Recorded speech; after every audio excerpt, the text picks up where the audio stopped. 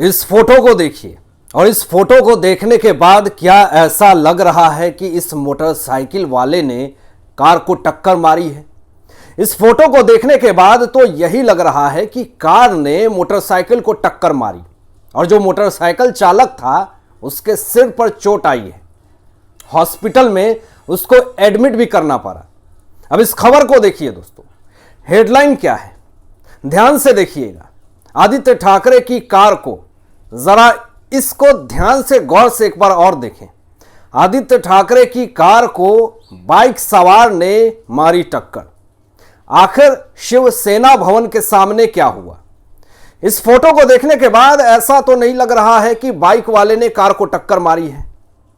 जिस कार में आदित्य ठाकरे बैठे थे उसी कार ने बाइक वाले को टक्कर मारी और पीड़ित व्यक्ति को सिर पे चोट लगी और हॉस्पिटल में भर्ती करना पड़ा। अब जरा इस वीडियो को देखिए।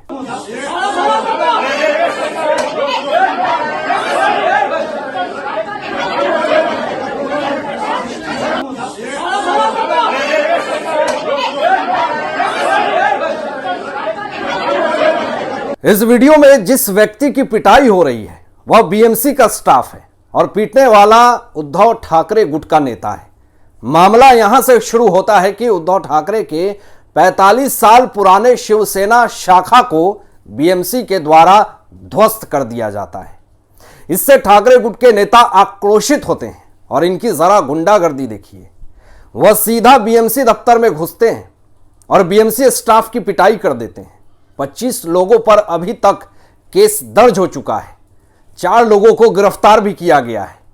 बीएमसी के नगर निगम इंजीनियर की पिटाई मामले में ठाकरे गुट की समस्याएं तो बढ़ी ही हैं, साथ साथ उद्धव ठाकरे के काफी ज्यादा सबसे खास करीबी अनिल परब जो कि ठाकरे गुट के नेता का समर्थन कर रहे थे, उनके ऊपर भी शिकंजा कस चुका है। गिरफ्तारी से बचने के लिए अनिल परब कोर्ट पहुंच चुके हैं, लेकिन अनिल परब ने भी वही गलती की जो सबने गलतियां करी है। इन्होंने ठाकरे गुट के नेता का समर्थन किया। इनको शर्म आनी चाहिए कि पुलिस के सामने ही बीएमसी दफ्तर में एक बीएमसी अधिकारी को, नगर निगम इंजीनियर को खूब पीटा और वहां मूर्त की तरह देखते रहे अनिल परब। बीएमसी स्टाफ की क्या गलती थी? अगर आपने अवैध निर्माण किया है, अगर आपने गलत तरीके से उस शाखा का निर्माण किया है तो उसका ध्वस्त होना जरूरी है। अब जरा इस खबर को देखिए। यह जो आईआरएस अधिकारी सचिन सावंत हैं वह किस वक्त से पनप रहा है। मुंबई में जब महाराष्ट्र में उद्धव ठाकरे की सरकार थी तो यह गुर्गा जो आईआरएस अधिकारी है जिसका नाम सचिन सावंत है, उसके ऊपर ईडी ने शिकंजा कस दिया है। आईआरएस वरिष्ठ अधिकारी सचिन सावंत के ऊपर 500 करोड़ रुपए के घोटाले का आरोप लगा हुआ है। सीबीआई ने इस बड़े गुर्गे को गिरफ्तार कर लिया है। दोस्तों, बड़ा मामला यह आया कि सचिन सावंत के फ्लैट में 1.5 करोड़ रुपए नगद कैश मिले हैं। 3 करोड़ की बेहिसाब संपत्ति जब्त की गई है।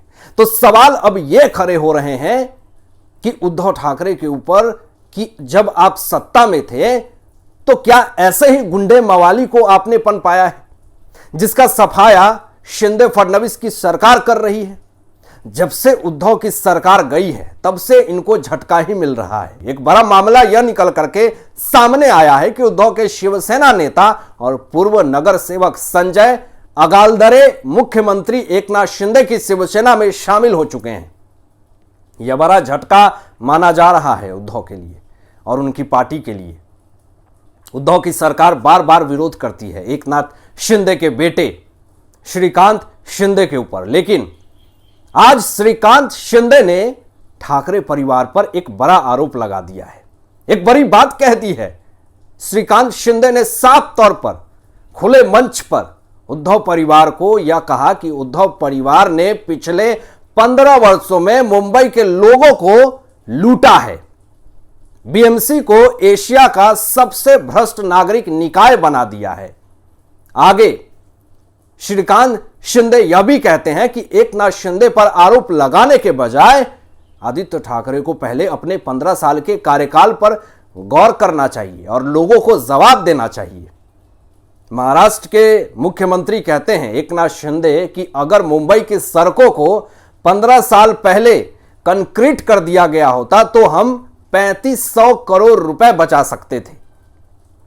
तो उद्धव ठाकरे की नासमझी की वजह से महाराष्ट्र के लोगों को कितना कुछ झेलना पड़ रहा है, यह शायद ना उद्धव ठाकरे को पता है, ना संजय राउत को पता है, ना आदित्य ठाकरे को पता है, लेकिन आरोप लगाने में ये सारे लोग अव्वल हैं। अब जरा यह पोस्ट देखिए जो सोशल मीडिया पर काफी ज्यादा वायरल हो रही है। यह किसी सम्मेलन को लेकर के पोस्ट किया गया था और इस पोस्ट की वजह से विपक्ष यह कयास लगा रहे थे कि शिंदे और फडणवीस के बीच में दरार पैदा हो चुकी है। पहले इस पोस्ट को पढ़िए। इसमें लिखा है कि Modi for India, Shinde for Maharashtra. तो इसका विपक्ष अर्थ लगाने लगी कि देश के लिए मोदी है और महाराष्ट्र के लिए शिंदे है, तो फिर देवेंद्र फडणवीस जी सिर्फ नाम के हैं महाराष्ट्र में। तो एक मीडिया वार्तालाप में फडणवीस जी ने इसका पूरी तरीके से विरोध किया कि विपक्ष तो यह चाहती है कि शिंदे फडणवीस की सरकार में दरार आ जाए। एक छोटी सी पोस्ट की वजह से हम अपने रिश्ते में कभी दरार नहीं लगाएंगे। हमारा सब कुछ अच्छा चल रहा है और हम लोग एक दूसरे को बहुत अच्छे से समझते हैं। तो गलती उद्धव ने की है, वह मैं नहीं करना चाहता। उद्धव के ऊपर एक और बड़ा शिकंजा कस चुका है। शिवसेना सांसद राहुल शेवाले ने बॉम्बे मजिस्ट्रेट कोर्ट में याचिका डाली संजय राउत उद्धव ठाकरे को लेकर के। राहुल शेवाले का आरोप है कि पत्रकारिता सामना में संजय राउत ने कुछ ऐसी आपत्तिजनक बातें लिख दी है जिसके आधार पर राहुल शेवाले की प्रतिष्ठा कम हो गई है। अब यहां पे संजय राउत को 14 जुलाई को पेश होना है कोर्ट में। संजय राउत के ऊपर 100 करोड़ का मानहानि का केस दर्ज हो चुका है राहुल शेवाले की तरफ से। यह बड़ा एक्शन है। अब उद्धव और संजय राउत दोनों को समन जारी किया गया है। देवेंद्र फडणवीस जी ने एक वीडियो जारी किया है दोस्तों, और उस वीडियो को देखने के बाद आप बहुत ज्यादा इंस्पायर्ड होंगे। पहले इस वीडियो को देखिए।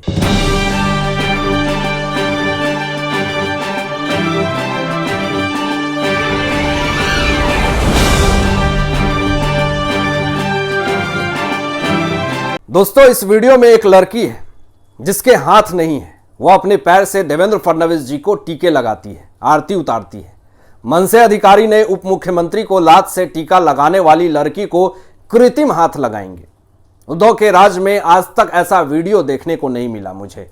अब जरा ये भी वीडियो देखिए। इसी स्टूडियो में फडणवीस जी, परमवीर सिंह ने हमारे सारे जर्नलिस्ट के खिलाफ फॉल्स केसेस किए, हम पर फॉल्स केस की, टीआरपी का एलिगेशन डाला, कुछ अलग केसेस की। आप लोगों के साथ जो हुआ, सच में मैं ऐसा कहता हूं कि लोकतंत्र पर वो एक काला धब्बा था और उसके लिए परमवीर सिंह या पुलिस की यंत्रणा जितनी जिम्मेदार है उससे ज़्यादा जिम्मेदार उस समय की सरकार है, मुख्यमंत्री है, गृह मंत्री है। तो अपने सत्ता का गलत प्रयोग कैसे किया है उद्धव ने, ये तो आपने सुन लिया।